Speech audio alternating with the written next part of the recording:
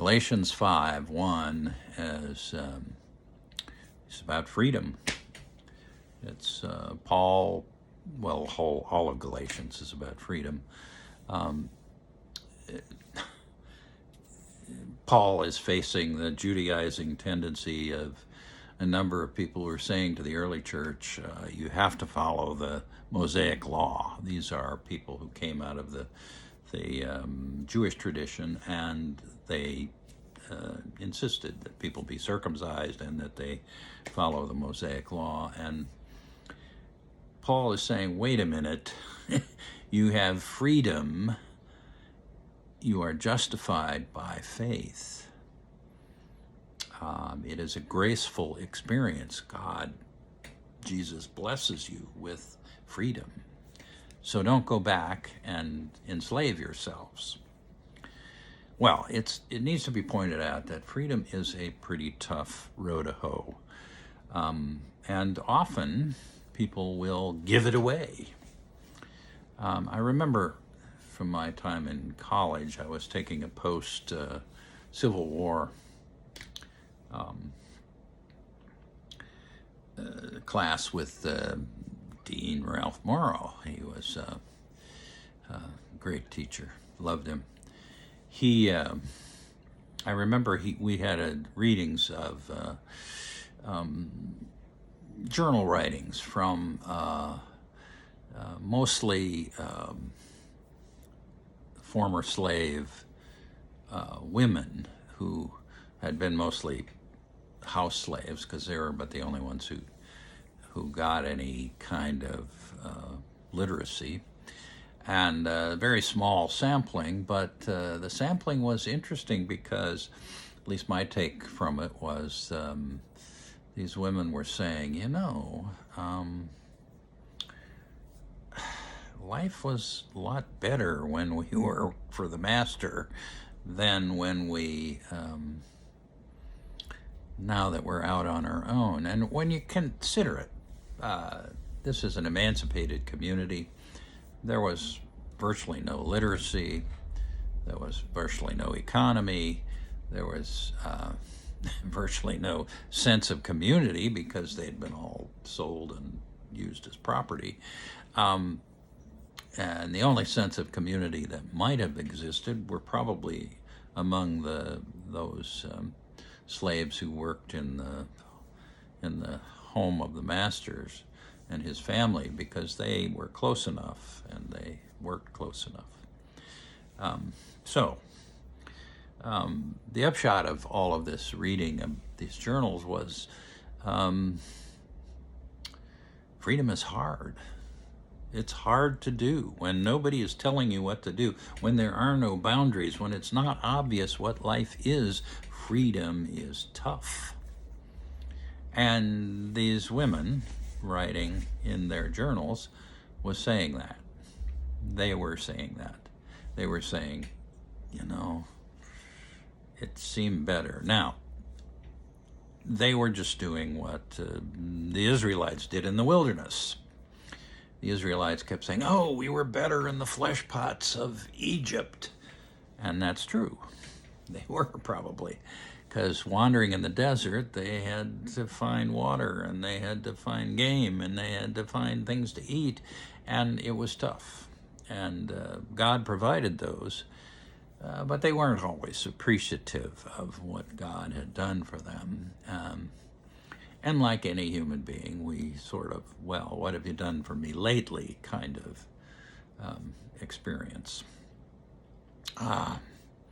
And so they were always rebelling against Moses and Aaron, and there were actually open rebellions, but there were also just mumbling and grumbling going on quite a bit. So these women, these former slave women, they had their own little mumbling and grumbling about how hard it was to live a free life, especially a free life that for which they were virtually unprepared. And I'm sorry to say, but 40 acres and a mule would have helped, but it sure wasn't the total answer to what was needed.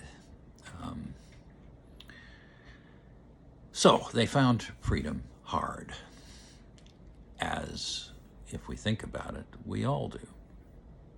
We have been given an interesting injection of freedom in this latest decision of the Supreme Court to nullify the Roe v. Wade legal precedent.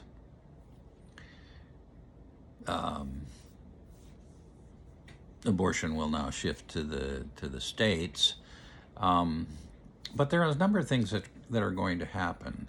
First of all, when you have a group that, like the Supreme Court, that says, this far and no farther, Roe v. Wade had a way of saying, you can't really fool with the first trimesters of pregnancy.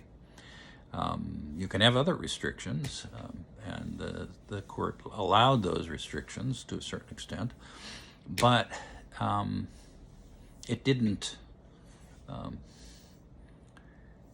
So what happened in the states was that all kinds of laws were passed. There was no particular need for compromise because they knew that they weren't going to be accepted anyway. So the extremists, let's say somebody who didn't believe in any kind of abortion at all, that would be an extreme position. I imagine you couldn't find 12% of the population that agreed with that women who were raped or had incest forced upon them, that they can't have an abortion. I suspect that most people would not agree with that. However, since the Supreme Court had Roe v. Wade, there was no reason for state legislatures to really go through the compromise process. They didn't have to sell the idea of anti-abortion life, pro-life, to anybody except they're faithful. That's over with. The freedom that state legislatures had to pass anything pretty much unnoticed about abortion is over. States will still pass highly restrictive and maybe completely restrictive abortion. But will that be representative? Freedom is tough.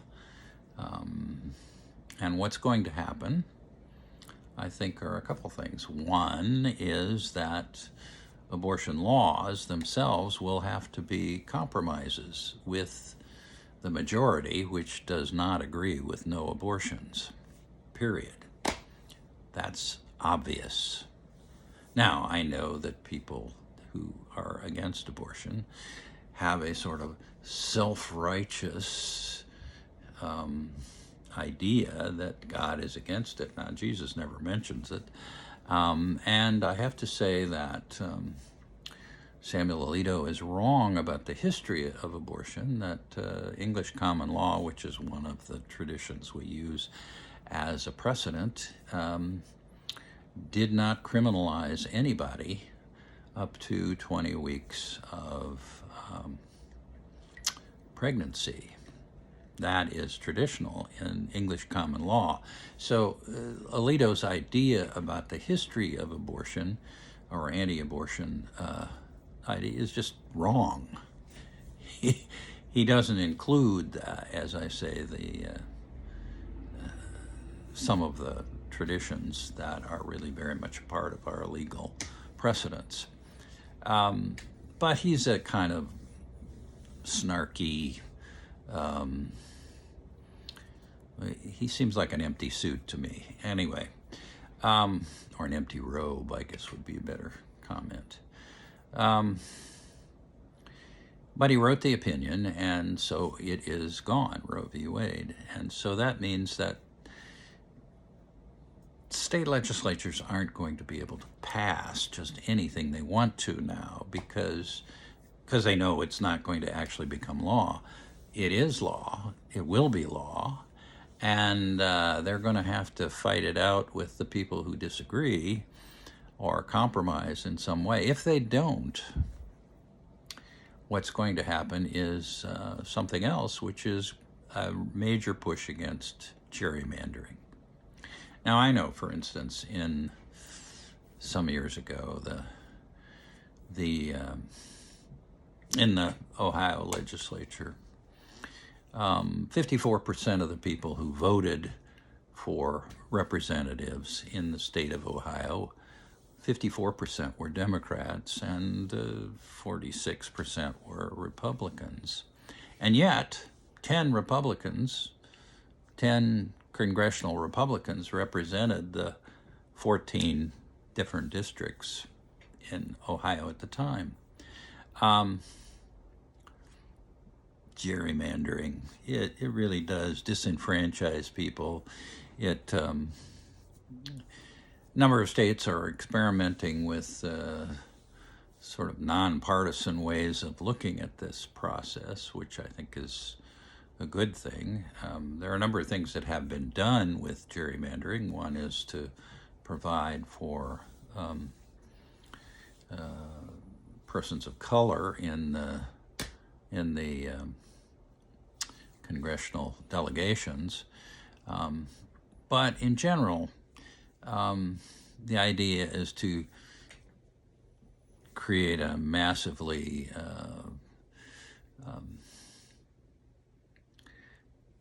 districts that are massively in favor of one party or the other, with the dominant party being the one who decides. Now, our last census was a really bad one by the Trump administration. Paul says, that we received a whole lot of freedom. He was pushing against the Judaizers and the people who were saying that Christianity should follow the Mosaic Law.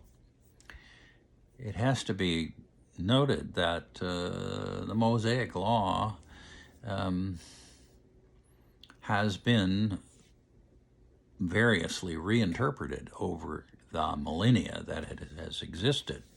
614 laws, mostly in Leviticus, and those laws have had to be updated as culture has changed and as life has changed. So this idea of originalist, what the original content, that's important to know that, but it's not always important to follow it in the exact way it was meant. The translations we have of the Bible often, they don't say anything about abortion, but they do say some things about same-sex relations, which are patently false often. So the biblical witness is pretty ambiguous. Now, it's not ambiguous on murder, and so if you consider abortion murder, then you have your answer. But my denomination has been more or less oriented toward providing medically safe abortion to those who think they need it, and to understand that it ought to be the woman's choice. Freedom should be the woman's freedom to choose. Now, people will say, well, that nullifies the fetus's rights. It nullifies the inseminator, the husband or the spouse or the person who created the fetus, or participate in the creation of the fetus. Okay, that's true. But you also have to kind of think about it like this. The particular kind of childbirth that we have is a parasitic form, if you will. Up until about 21 weeks, and that's only because of the great natal, the birthing things that medicine can do nowadays. But up to about 21 weeks, the fetus is not self-supporting. It is a parasite. Now, if it's a wanted parasite, it's a child. If it's not wanted, someone who's perhaps been raped or forced to have incest, that's an unwanted parasite. It's just a simple way of thinking about it. Now, some will say, well, it's murder. Remember, Paul says we have freedom. And these things are not very clear in the biblical witness. Matter of fact, they're not clear at all. Jesus said nothing about abortion, said certainly nothing about same-sex relations, said a lot about love. Didn't really talk about murder much either. And in our tradition, our common law tradition from England, abortion was understood to be non-criminal up to about 20 weeks of pregnancy. So, freedom. It's a tough row to hoe. And we sort of have to fight it out with each other. There are those who think that highly restrictive abortion laws are God's will. Anyway, good.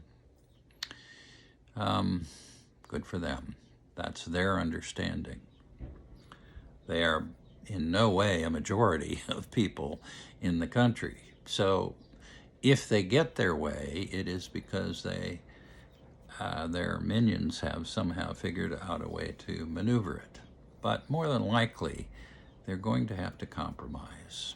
And that compromise is a loving experience. Remembering that we have freedom, that we are justified by faith, and God gives us grace to live out our lives as best we can.